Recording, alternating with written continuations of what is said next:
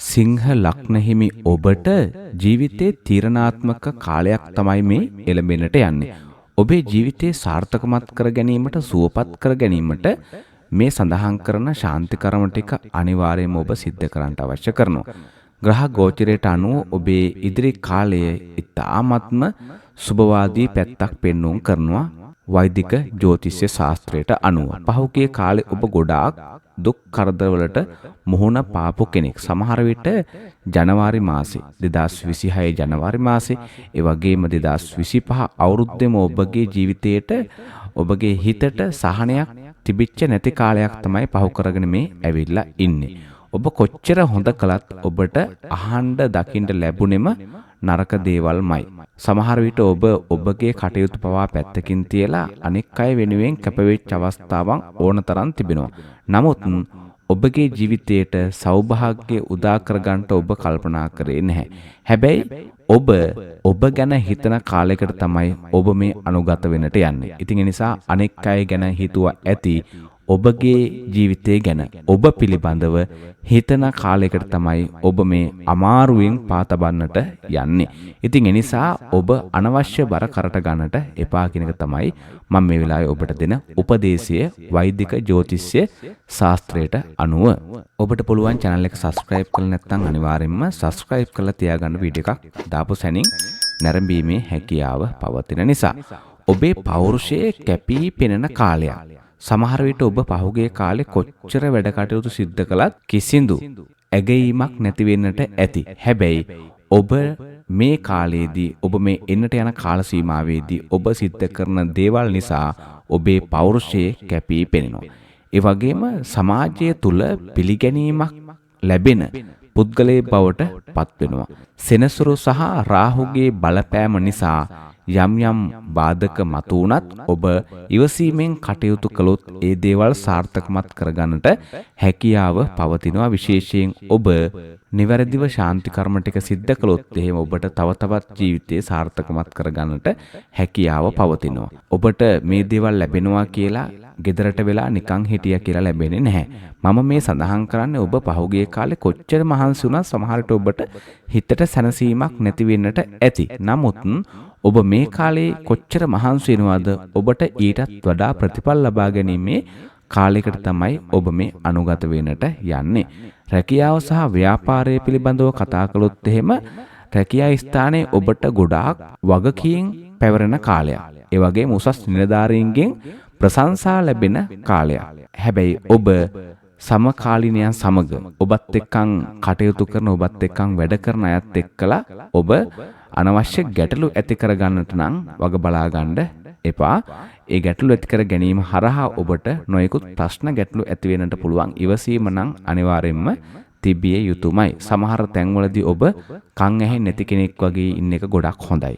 සමහර තැන්වලදී ඔබ ඇස් පේන්නේ නැති කෙනෙක් වගේ ඉන්න එක හොඳයි. මොකද ගොඩක් තැන්වලදී ඔබ අසාධාරණයට එරෙහිව නැගී සිටින කෙනෙක්. නමුත් මේ කාල සීමාවේ ගොඩාක් ඔබ අර මම මුලින් සඳහන් කළා වගේ ඒ විදිහට කටයුතු කළොත් ඔබට ඔබේ ජීවිතේ ඉතාමත්ම සාර්ථකමත් භාවයට පත් කර ගැනීමේ හැකියාව පවතිනවා. ඒ වගේම නව ආයෝජන වලට ඉතාම සුදුසු කාලයක්. මාර්තු සහ අප්‍රේල් කියලා කියන්නේ විශේෂයෙන් අප්‍රේල් මැද ඔබට විශාල වශයෙන් මූල්‍යමය තත්වය මූල්‍යමය අඩිතාලම වැටෙන කාලයක්. හැබැයි ඔබ අප්‍රේල් මාසයේ 20න් පස්සේ අවදානම් ගන්නට උත්සාහ කරන්න එපා. මේ 20 වෙනකන් ඔබට කාලය තිබෙනවා. එතනින් එහාට ඔබ අවදානම් ගන්නට උත්සාහ කරන්න එපා. ඔබ මුදල් වංචාවලට පවා හසු වීමේ ප්‍රවණතාවයක් පෙන්වුම් කරනවා වෛදික ජ්‍යොතිෂ්‍ය ශාස්ත්‍රයට අනුව. ආදායම් මාර්ග ස්ථාවරත්වයක් පෙන්වුම් කරනවා. ඔබ ඉන්න එහෙම නැත්නම් ඔබ මේ වෙලකොට කරගෙන යන රැකියාව වෙන්න පුළුවන්, ව්‍යාපාරය වෙන්න පුළුවන්. ඊට අමතරව තවත් මුදල් උපයන්නට පුළුවන් මාර්ග ඔබ හදාගන්න කාලයකට අනුවර්තනය වෙන්නට තමයි ඔබ මේ හදන්නේ. පැරණි ණය මුදලක් පියවීමට හෝ අඩාල වී තිබූ මුදලක් නැවත ලැබීමට ඉඩ තිබෙනවා. ඒ වගේම ඔබට පවුලෙන් වෙන්නට පුළුවන්, පරම්පරාවෙන් වෙන්නට පුළුවන්, ඔබට ලැබෙන තිබී ඉඩකඩම්, ඒ වගේම යාන වාහන වෙන්නට පුළුවන්, රත්තරන් වෙන්නට පුළුවන්. මේ වගේ වටිනා ධනයක් එහෙම නැත්නම් වටිනා දේපලක් ලැබෙන බව පෙන්눔 කරනවා. හැබැයි මේ දේවල් ඔබට ළඟා කර ගන්නට නම් අවශ්‍ය කරන ශාන්ති කර්ම ටික අනිවාර්යයෙන්ම කළ යුතුමයි.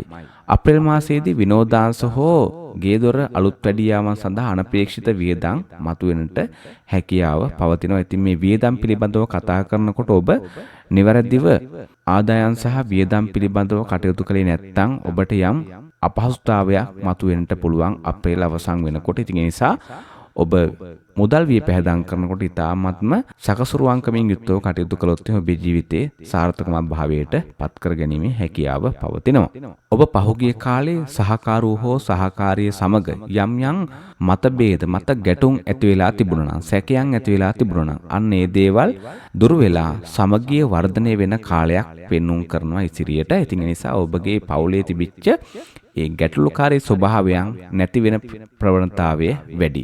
නව ප්‍රේම සම්බන්ධතා ඇතිවීමට ඉතාමත්ම සුබ කාලයක්. ඒ දේවල් විවාහය දක්වා ඉස්සරහට අරන් යන්න පුළුවන් හොඳ සම්බන්ධතා ඔබට ලැබෙන කාලයකට තමයි සිංහලක් නිහිමි ඔබ මේ පාතබන්නට යන්නේ. සෞඛ්‍ය තත්ත්වයේ පිළිබඳව කතා කළොත් එහෙම සෞඛ්‍ය කියලා කියන්නේ ඇත්තටම අපිට මොන දේවල් තිබුණත් වැඩක් නැහැ. සෞඛ්‍ය තත්ත්වය හරියට තිබුණේ නැත්තම්. ඉතින් ඒ නිසා ඔබගේ සෞඛ්‍ය පිළිබඳව කතා කරනකොට ඔබට හැදෙන්නට තිබෙන ලෙඩ රෝග පිළිබඳව කලින් දැනගෙන ඔබ ප්‍රවේශම් වුණොත් ඔබට ඔබේ ජීවිතයට සෞභාග්‍ය උදා කරගන්නට හැකියාව පවතිනවා.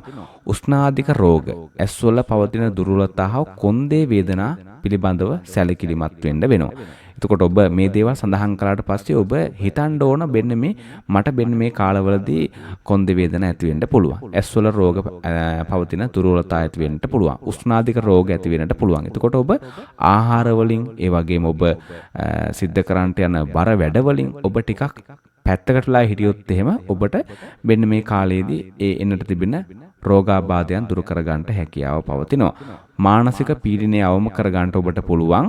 දවසට විනාඩි 5ක් වැඩි ඕනේ විනාඩි 5ක් ඔබට භාවනා කරන්න පුළුවන් නම් ඇත්ත වශයෙන්ම ඔබගේ මානසික පීඩනය අවම කර ගන්නට පුළුවන්. ඒ වගේම ඔබගේ අනෙක් කටයුතුත් ඉතාමත්ම සාර්ථකමත් භාවයට පත් කර ගැනීමේ හැකියාව පවතිනවා.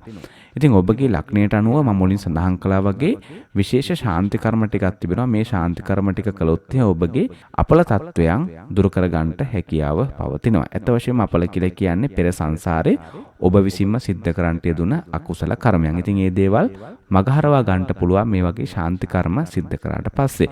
විශේෂයෙන්ම සිංහ ලග්නයට අධිපති රවි ග්‍රහයා දැනට පවතින ග්‍රහමාරු අනුව සෙනසුරු සහ රාහු යන ග්‍රහයන් සඳහා වත්පිළිවෙත් කිරීම ඉතාමත්ම සුබයි. ඉතින් ඒ නිසා මේ වත්පිළිවෙත් ටික අනිවාර්යයෙන්ම ඔබ සිද්ධ කළ යුතුමයි. රවි අපල පැවතුනොත් එහෙම ඔබගේ පෞරුෂයේ දුර්වලතාවයක් පෙන්වුම් කරනවා. ඉතින් ඒ නිසා ඒ දේවල් වලින් ගැලවීමට මේ දේවල් ඔබ සිද්ධ කරන්න ඕන. සෑම උදෑසන හිරු නැගෙන අවස්ථාවේ සූර්ය නමස්කාරය සිද්ධ කරන්න. විනාඩි කිහිපයක් හිරු එළියට නිරාවරණය වීම ඉතාමත්ම සුබයි. ඉරිදා දවස්වල රතු නිලුම් මල් පූජා කිරීම ඉතාමත්ම සුබදායී පින් කටයුත්තක්. අසරණ වූ පියවරුන්ට වැඩිහිටියන්ට පිරිමි අයට උපකාර කිරීම සහ ආහාර ලබා දීමත් ඉතාමත්ම සුබ ඵලගෙන දෙන පුණ්‍ය ක්‍රියාවක් හැටියට සඳහන් කරන්න පුළුවන්කම පවතිනවා. සෙනසුරාදා දවස්වල සවස විසුණු දේවාලයක හෝ බෝධියක් අසලට ගිහිල්ලා එළඟි තෙල්, තල තෙල් මිශ්‍ර පහන් 9ක් දල්වන්න පුළුවන්. එළඟි තෙල් හෝ තල තෙල් මේ දෙකෙන් එකක් අරගෙන ඔබට පුළුවන් පහන් 9ක් දල්වලා ඔබගේ අපල දුරු කරලා දෙන ලෙස ආයාචනා කරන්න. ඒ වගේම නිල් පාට මල්, නිල් කොඩි සහ නිල් රෙදි පූජා කිරීම ඉතාමත්ම සුදුසුයි. ඒ වගේම කපුටන්ට වැනි පක්ෂීන්ට එළඟි තෙල් සහ හකුරු මිශ්‍ර කිරි ආහාර කිරිබත් ලබා දීම ඔබගේ ග්‍රහ අපල තත්වයන් දුරු කර ගැනීමට මේවා උපකාරී වෙනවා. විශේෂයෙන් රාහු අපල සඳහා නාථ දෙවියන් හෝ විසුණු දෙවියන් උදෙසා පින් ලබා දීම ඉතාම සුබයි. බෝධියට වැටකේ මල් පූජා කිරීම සහ බෝධිය අසල පිරිස් සජ්ජායනා කිරීම ඔබගේ ජීවිතයට ඒ වගේම ඔබගේ මනසට සතුට සෞභාග්‍ය උදා කර ගන්නට හැකියාව පවතින උතුම් සත් කටයුත්තක් විදිහට පෙන්눔 කළ දෙන්නට හැකියාව තිබෙනවා වෛදික ජ්‍යොතිෂ්‍ය ශාස්ත්‍රයට අනුව. මෙන්න මේ කටයුතු ටික ඔබ සාර්ථකව සිද්ධ කළොත් ඔබගේ ජීවිතේ මල්ඵල ගන්නවා ගන්නට පුළුවන් කම ලැබෙන කාලයකට තමයි ඔබ මේ අනුගත වෙන්න යන්නේ. ඉතින් මම හිතනවා ඔබගේ ලග්නයට අනුව සිංහ ලග්නයට අනුව සියලුම කටයුතු කාරණා ටික සඳහන් වුණා කියලා. ඉතින් ඔබගේ ජීවිතයේ සාර්ථකමත් භාවයට පත් කරගන්න අවශ්‍ය කරන කරුණු ටිකත් මම හිතනවා සඳහන් කළා කියලා. මේ දේවල් ඔබ ඉතාමත්ම සාර්ථකවත්ව කරගෙන ඔබේ ජීවිතය සුවපත් කරගන්න කියලා මේ අවස්ථාවේදී මම ඔබට මතක් කර සිටිනවා. ඔබට අවසාන වශයෙන් ඔබගේ ජීවිතයේ ਸਰව ප්‍රකාරයෙන්ම සාර්ථකමත් භාවයට පත් වෙත්වා කියලා ප්‍රාර්ථනා කරනවා. ඔබට තෙරුවන් සරණයි. ජේසු පිහිටයි. සියලු දෙවි රැකවරණයි.